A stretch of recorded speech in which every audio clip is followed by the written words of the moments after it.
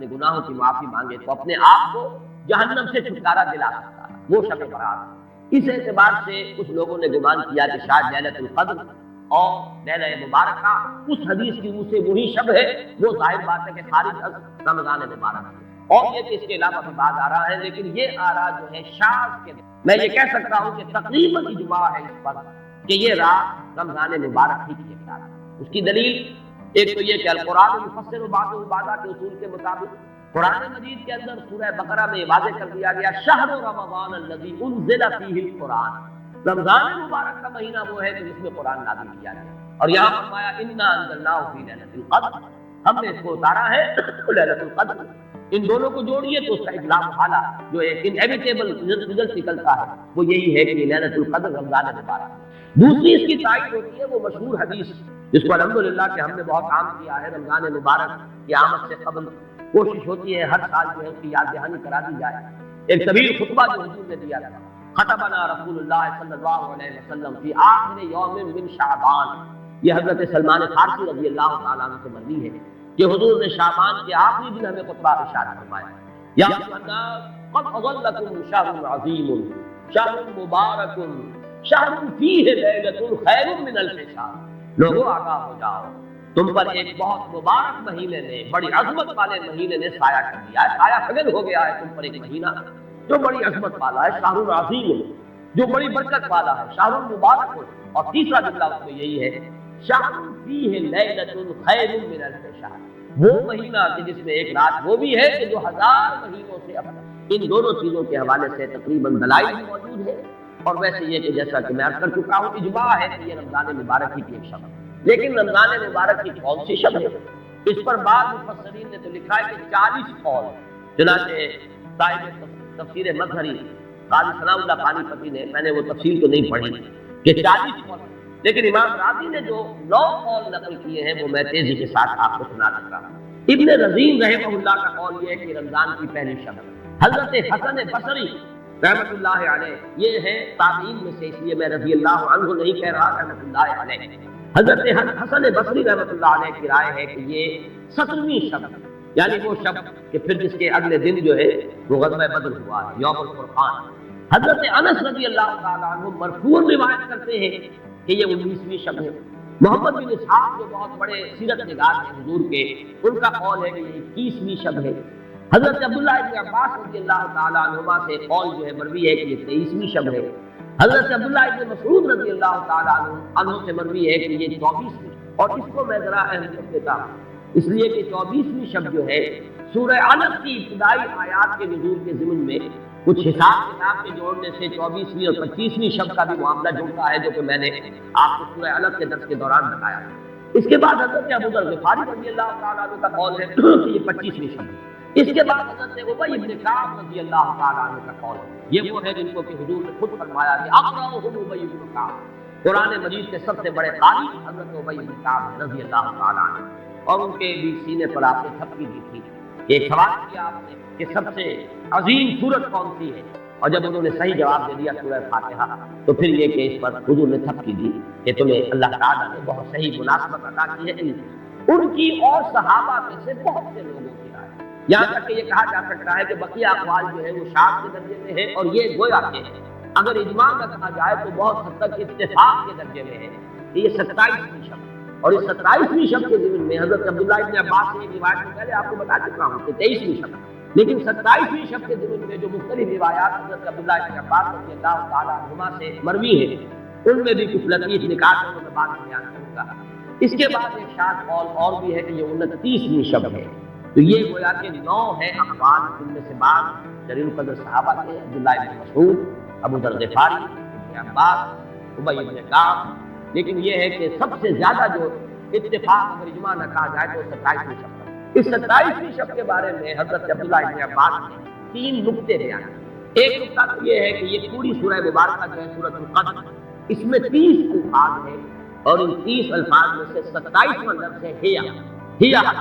مطلع الفجر، یہ 27واں ہے۔ اس کے بعد سے گویا کہ انہوں نے ایک ربط قائم کیا ہے کہ یہ 27ویں شب ہے۔ ایک بات انہوں نے یہ کہی ہے کہ اللہ تعالیٰ کو وتر محبوب ہے، اللہ وتر و یحب الوتر، اللہ خود بھی اکیلا ہے اور وتر کو پسند کرتا ہے۔ پھر یہ کہ وطر جو ہے اب رمضان مبارک کے اندر اگر وہ وطر شمار کیے جائیں گے تو 14-15 وطر بن جائیں گے، لیکن اس میں چونکہ آخری اشرے کے بارے میں بہت سی روایات جو ہے ان کا تقریباً اجماع ہو جاتا ہے کہ آخری اشرے میں، تو آخری اشرے میں بھی 5 وطر آئیں گے، 21ویں 23ویں 25ویں 27ویں 29ویں، لیکن حضرت عبداللہ ابن عباس کہتے ہیں کہ 7 کا حصہ اللہ تعالیٰ کو بہت پسند ہے، اور بہت سی چیزیں جو ہے عالم تکوینی میں بھی اور عالم تشریعی میں بھی بہت سی چیزیں وہ ہے کہ جو 7 کے حصے کے ساتھ وابستہ ہیں، 7 آسمان ہے، 7 زمینیں ہیں، ہفتے کے 7 دن ہیں، طواف کے 7 شوط ہیں، سعی بین صفا والمروہ وہ بھی 7 مرتبہ ہے، ادھر سے ادھر ادھر سے ادھر 7، اسی طریقے سے سجدے کے اعضاء بھی 7 ہیں، تو اس سے انہوں نے پہلے وطر اور وطر کے بعد 7 کا حصہ رمضان کے آخری اشرے کی وطر رات ہے اور ان میں 7ویں رات یعنی 27ویں شب وہ اپنے اس حساب کتاب سے بھی، اور جب انہوں نے یہ بات بیان کی تو حضرت عمر رضی اللہ تعالی عنہ نے ان کی تحسین کی۔ آخری بات اور بھی کہی گئی ہے کہ لیلۃ القدر جو ہے اس کے اندر حروف جو اگر شمار کیا جائے تو 9 ہے، اور یہ لیلۃ القدر اس سورہ مبارکہ میں 3 مرتبہ آیا، انا انزلناه فی لیلۃ القدر وما ادراک ما لیلۃ القدر لیلۃ القدر خیر من الف شہر، اس اعتبار سے بھی 3 کو ضرب دی جائے 9 سے تو وہ بھی 27 کا۔ بہرحال یہ میں نے جیسے کہہ کیا تھا کہ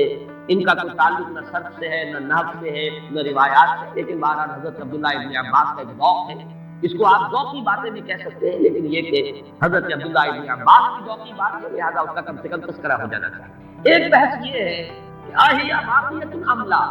کیا یہ رات جو اس کی عظمت تھی یہ باقی ہے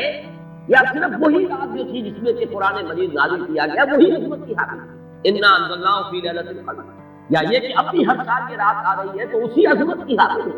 اسی قدر و منزلت کی، اسی برکت کی حامل ہے؟ اس پر بھی تقریباً ایک اجماع ہے کہ یہ لیلۃ القدر باقی ہے ہر سال۔ اس کے ضمن میں بلکہ میں چاہتا ہوں کہ اپنے قول کی تصحیح کر دوں کہ میں ایک رائے میں نے ابتدائی دور میں بیان کی ہے اپنے بعض خطبات میں تقاریر میں، اور وہ جیسا کہ ایک خطیبانہ انداز ہوتا ہے قرآن مجید کی عظمت کے بیان کے ضمن میں یہ باتیں، یہ بھی نقطے کے درجے کی باتیں ہوتی تھی اور وہ میں بیان کرتا رہا کہ قرآن ہے اصل عظمت کی حامل ہے، جس رات میں یہ قرآن نازل ہوا وہ لیلۃ القدر بن گئی، گویا کہ لیلۃ القدر کی عظمت جو ہے وہ قرآن کی عظمت سے مستعار، جس مہینے میں یہ نازل ہوا وہ مذہب جو ہے وہ مہینہ جو ہے مبارک ہو گیا، شہر مبارک، اور وہ مہینہ جو ہے وہ روزے کی عظیم عبادت کے لیے مختص کر دیا۔ اسی طریقے سے جو دن اس کی تعلیم کے لیے خاص کیا گیا، جو جمعے کا دن جو ہے وہ در حقیقت تعلیم قرآن کے لیے، یتلو علیہم آیاتہ ویزکیہم ویعلمہم الکتاب والحکمہ، جو حضور کا عمل تھا اسی کو دوام عطا کیا گیا ہے خطبہ جمعہ کی صورت میں۔ وہ دن جو ہے وہ سید الایام بن گیا کہ ہفتے کے دنوں میں وہ سردار دن ہے، جمعے کا دن جو ہے وہ سردار ہے تمام دنوں۔ یہ بات اپنی جگہ پر صحیح ہے جہاں تک اصولی اعتبار سے، لیکن میں اس میں جو تصحیح کر رہا ہوں جزوی طور سے وہ یہ ہے کہ لیلۃ القدر کی عظمت جو ہے وہ خود اپنی جگہ پر ہے، فی نفسہا ہے، اپنے ہی مقام پر ہے، اپنی جگہ ہے، بجائے خود، جسے کہتے ہیں فارسی میں بجائے خود عظمت کی حامل، اور اس کی عظمت کا مقام یہ بھی ہے کہ اس میں فیہا یفرق کل امر حکیم، تمام معاملات جو ہے اللہ کے فیصلے جو ہے ان کو ایشو کر دیا جاتا ہے، وہ گویا کہ حوالے کر دیے جاتے ہیں، وہ فیصلے صادر ہو جاتے ہیں اللہ تعالیٰ کی جناب سے، تو یہ اس کی عظمت قدیم ہے۔ قرآن کا نزول اس کے ساتھ شامل کیا گیا ہے کہ اس عظیم رات کا انتخاب کیا گیا ہے قرآن کے نزول۔ یہ میں چاہتا تھا کہ اپنے ان سابقہ بیانات کے ضمن میں یہ تصحیح جو ہے میں آپ کو نوٹ کرا۔ دوسرے یہ کہ آج اس کے ساتھ اس کا دن بھی اس عظمت میں شامل ہے یا نہیں، اس میں بھی اکثر مفسرین کا جواب یہ ہے کہ دن شامل ہے، اس لیے کہ قرآن مجید کا حساب کتاب، عرب کی تقویم، اس میں رات بول کر بھی دن رات مراد لیتے تھے اور یوم بول کر بھی دن رات مراد لیتے تھے۔ یوم بھی 24 گھنٹے کے مجموعے کا نام ہے، اور جب رات کا تذکرہ آتا ہے تو رات بھی در حقیقت دن اور رات کے 24 گھنٹوں پر اس کا جو ہے اطلاق کیا جاتا ہے۔ جو دن آتا ہے رات کے بعد وہ اس رات کے تابع، اس اعتبار سے یہ عظمت جو ہے صرف شب کے ساتھ نہیں ہے بلکہ یہ کہ اس کے بعد آنے والا دن جو ہے وہ بھی اس کے ساتھ ہے۔ اس سے ایک بہت بڑا مسئلہ حل ہو جاتا ہے کہ جو اس دور میں خاص طور پر بہت سے لوگوں کے ذہنوں کو پریشان کر سکتا ہے، اور وہ یہ کہ جب کہ مکے میں یا عرب میں رات ہے تو امریکہ میں وہ دن ہے،